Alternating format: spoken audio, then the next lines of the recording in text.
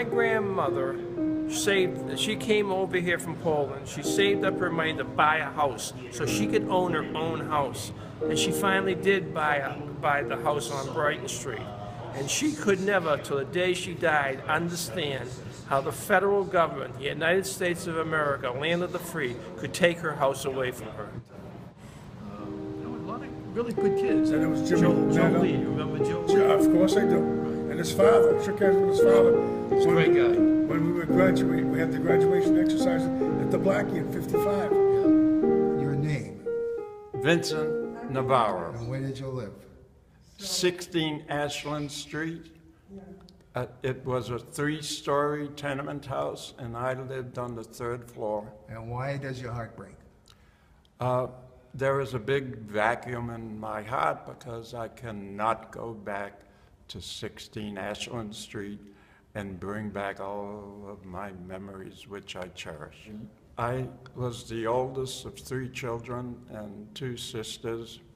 I was born in 1928. My oldest sister was born in 1933. My youngest sister was born in 1935. And where did your parents immigrate from? Naples, Italy.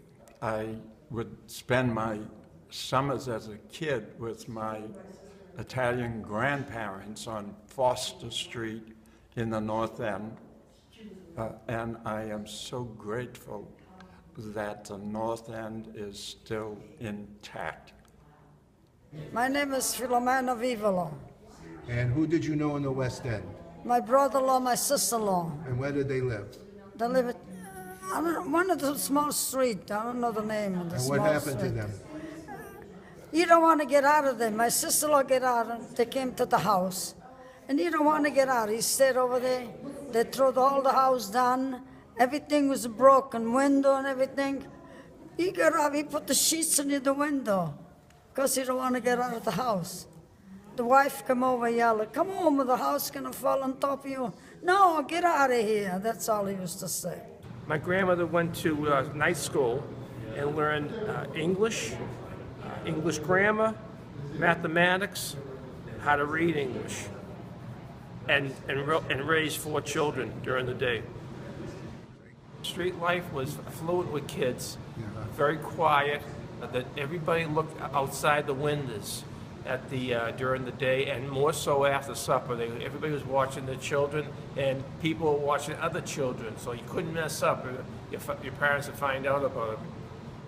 I used to live at 81A Leverett Street in the West End. And I remember the mothers putting pillows on the windowsills and talking across the street to each other while the kids played downstairs. Of course, we lived on the 2nd floor, so if I had my bike, I used to have to call down up to my mother to come down and take my bike up after I was done riding it up and down the street for a while. And what about the scooter here? The scooters, we made several of these, and all we needed was a fruit produce box with a couple of handles, a 2x4, and some roller skates. I lived on Chambers Street with my family until I was about age 7. Some memories I had of the neighborhood was going up on the roof to hang clothes with my mother and my sister. Well, she hung the clothes. While we were up there, we had a big pot of water, and we would sit in the water, and that would be our swimming pool for the day. But I also remember being close to seeing the edge, that it was 3 or 4 floors down, and being very, very frightened of being on the roof. What school did you go to? I went to St. Joseph's. The nuns were nice, but they were strict. Yes. But let me tell you, if you got in trouble in school and you came home, you told your mother, your nun yelled at you, you got beaten by your mother, because if the nun said you did something wrong, then you did something wrong. You didn't get a hearing, so to speak, you know. And tell us about the Barnum and Bailey Circus. It's been a sad week for the West End. A tradition that's older than me, older than my father, older than my grandfather has ended. For almost 150 years.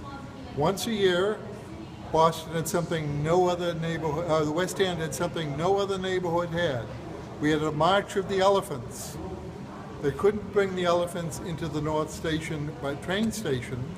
They had to detrain in Cambridge, march across the Craigie Bridge, down Nashua Street and up the Elephant Ramp, which still exists, being built into the new Avalon Bay building. Going into his house and eating pasta vazul for the first time, and just a neighborhood full of wonderful smells. Every house I went to, there was always something cooking.